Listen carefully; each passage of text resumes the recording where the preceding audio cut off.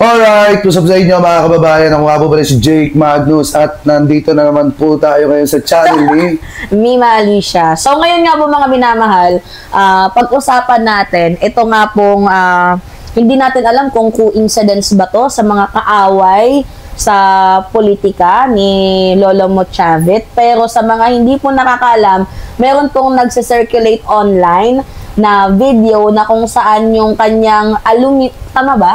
Aluminac Resort sa Ilocos ay nasunog. So, syempre, 'di ba, alam naman natin na itong si Chavit Singson, madaming nasasagasaan ngayon sa politika. Hindi natin alam na baka malay mo, kapwa din DDS ang may pakana niyan para mas maghimutok siya sa gobyerno. Diba? Para banatan niya ang presidente ng banatan. Para banatan niya ng banatan si PBBM. So, hindi din natin alam kung sino ba yung may pakana or baka siya din mismo. Hindi lang natin sure. Diba? Para meron siyang reason na, sacrificial lamb ko na lang tong resort ko para batikusin ng gobyerno. So, hindi natin alam kung ano nga ba talaga yung nangyari kung bakit nasunog. Pero dito tayo sa mga speculation kasi itong si Chavit is the most powerful politician na talagang kalat ang pangalan doon nga po sa Ilocos Sur sa mahabang panahon. Anyway, sige, pag-usapan natin. Pakita mo nga yung video. I-remove lang namin yung sound, mga minamahal. Yan, o. Diba? Hindi, pakita mo lang dyan. Yan yung before. Yan yung before. Before. Diba? Sobrang ganda. Yung mga kaibigan ko nakapunta na dyan, may mga photos sila, nakita ko. And I think, kung pupunta din ako ng Ilocos Sur, yan din yung isa sa spot na pupuntahan ko kasi sobrang iconic. Maganda naman talaga siya. No hate at all, mga minamahal. Medyo may sama lang tayo ng loob sa owner, pero when it comes to business naman, maganda naman yung kanyang pinatayo. Pero yan nakikita ninyo na nasusunog, 'di ba? Mukhang ang tanong dito, meron kaya tong in a relation sa politics? Kasi kung titingnan natin, possible na baka may relasyon sa politics kasi 'di ba, sunod-sunod yung mga pag-atake niya kay PBBM. And then sasamantalahin niya nung iba mga kalaban niya sa politika para isisi niya sa gobyerno ni PBBM yung mga nangyari dito po sa kanyang resort, yung pagkakasunog ng kanyang resort. Kasi hindi lang naman po si presidente yung kalaban niya. Oo, sobrang marami po. Actually, hindi nga siya itinuturing na kalaban ni presidente. Kasi never si PBBM nagsalita about sa kanya or sagot about sa mga sinasabi po niya kahit sunod-sunod yung mga pag-atake niya kaya presidente. May nag-comment, sabi ng nag-comment dito, is this the universe reminding him that power doesn't last forever? Oy, totoo yun, mga minamahal. Kagaya ni Digong, di ba? Sobrang lupit niya sa loob ng 6 na taon. Akala niya wala nang katapusan. Wala nang yung katapusan. kapangyarihang hawak niya. Katulad din ni Bato, di ba? Akala niya habang buhay siya magiging senator. Akala niya din habang buhay din siyang mataas ang posisyon sa gobyerno. Pero tingnan nyo ngayon. Buhat nung lumabas yung kariswaran, hindi na makagilap. Hindi na nagpakita. Kaya nga. Nasaan si Bato? Nagtatago na sa ilalim ng lupa. Mukhang magiging karton na din. Diba? So anyway, may nag-comment pa dito. Is this a random tragedy or is it a symbolic of something bigger? Diba? So ano ba to? Karma na ba to? Diba? Kasi hindi naman natin pwedeng sabihin na facts yung karma.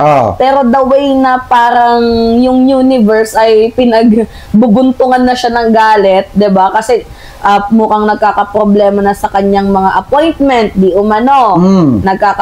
Diba yung sila, ba yun? Yung mga natanggal? Yung mga pina-appoint niya, na mga natanggal. Na mga yung natanggal. Nasa Bureau of Custom, na bata niyang natanggal doon. Natanggal. So, hindi natin alam, diba, mga minamahal, kung medyo nag-shake na din yung kanyang negosyo. Kasi yung gambling din, isa din yan. Sa pinaka-mainit na issue. Kaya siguro galit din siya, I think. Siguro lang kaya siguro lang. Galit siya kay PBBM kasi PBBM pinaban yung gambling, diba? Yung sugal. So, you know what, mga minamahal, walang exempted sa consequences and walang immune sa kapalaran at walang forever sa kapangyarihan. Diba? Kahit gaano ka man kayaman or gaano ka man ka-powerful, kahit gaano pa man kalaki ang pangalan mo, kapag meron kang ginawang mali, eventually, meron din niyang kabayaran. Balik.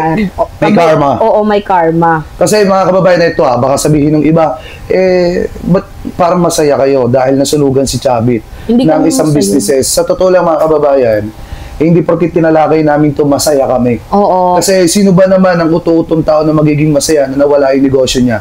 Nabawasan. Actually, hindi nawala. Nabawasan yung isa sa mga negosyo po niya. Actually, siyempre wala. Yung topic na to, requested to. Ng taong bayan. Oo, ng viewers natin, 'di ba? May may nag-comment sa iyo sa live mo, tapos may nag-comment din sa akin sa YouTube na wala pa daw nagtatalakay dito sa sa pagkasunog ng resort ni Chavit. So, inaantay nila kung ano nga ba yung reaction ko or else reaction mo din kung magiging masaya ba tayo or hindi. Pero remind ko lang sa inyo mga minamahal na itong si Chavit Singson is grabe po yung kanyang mga kapit and malakas din po ang kanyang influence and lahat po nagagawa niya ng paraan. Pero again, hindi natin sinasabi na itong pagkasunog ng kanyang resort ay ginawa ng admin. Kasi baka isipin na ginawa ba yan ng admin sa kanya? Hindi, kasi posibleng baka siya rin ang may gawa para palabas niya na ganito siya ginagantihan ng administration. Kasi 'di ba nung nakasuhan siya, tingnan mo, mas nauna pa akong nakasuhan kaysa sa sa bangag. Sa bangag. Oo, diba? Doon sa mga sangkot. Oo, sa mga sangkot sa flood control. Sabi niya, tingnan mo, mas nauna pa akong syempre ba naman kasi paano hindi ka makakasuhan? Yung sinabi mo, biruin mo, mga estudyante. Tama. At saka kung iisipin natin yung iba niyang mga kaso, hindi naman talaga related sa issue ng politika. Hindi yung ng flood control. Tungkol yun sa inciting to rebellion or sedition ba yun or rebellion? At saka yung plunder niya. 'Di ba siya mismo gumawa noon. Oo. Yung mga kaso niyang yan. At saka yung abogadong nagkaso sa kanya. Matagal na yun. Panahon pa yun ni Pinoy ata. Issue po niya sa Narbacan. Oo. Panahon pa yan ni Pinoy. Tapos parang dahil nga magkalapit ata yung noon, kalimutan ko parang hindi na tawag dito, parang kinalimutan or binaon na lang yung case. Sa limot. Oo, sa limot. Na ngayon, bigla ang nabuhay uli, gawa nga ng, siyempre, may nagreklamo ulit na abogado. Ngayon nakikita ng abogado na pwede sila magsalita. Oo, ngayon, parang minsan kasi, mas mahalaga din yung timing. Oo. 'Di ba? Timing sa Kasi sa panahon daw ni Digong, hindi sila makagalaw. Makaporma kasi malakas daw si Chavit din dun sa kaibigan ni dating Pangulong Duterte yun. 'Di ba? So, 'di ba sabi ko nga sa inyo, napaka-powerful ni. Tsaka imagine magkaibigan naman talaga yung turing ni PBBM kay Chavit. So, hindi gagawin ni PBBM yun kay Chavit or else baka pwedeng kalampi din niya.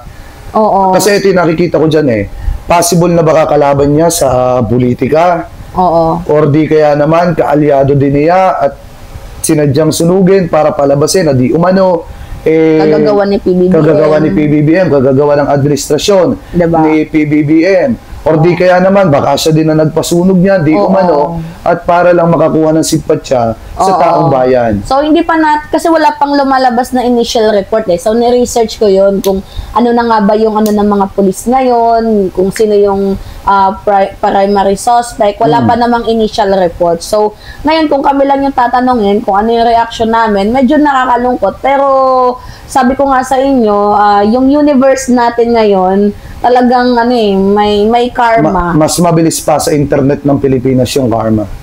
Digital kasi yung karma ngayon. Tama. 'Di ba? So, anyway, mga minamahal, 'di ba? Ganyan ka-powerful ang karma. Kaya nga po. So, kung kayo mga kababayan ang tatanungin, masasabi ninyo? Ano po masasabi ninyo hingil po dun sa kumakalat at nag-circulate sa social media na nasunog daw itong isa sa mga resort ni Sir Chavit Singson. So, comment below na lamang po kung ano po masasabi nyo. Hingil po dyan mga kababayan sa topic po na yan. At bago po tayo pasamantala magpaalam, maraming salamat po sa lahat ng Team Replay na hindi po nakakalimutan.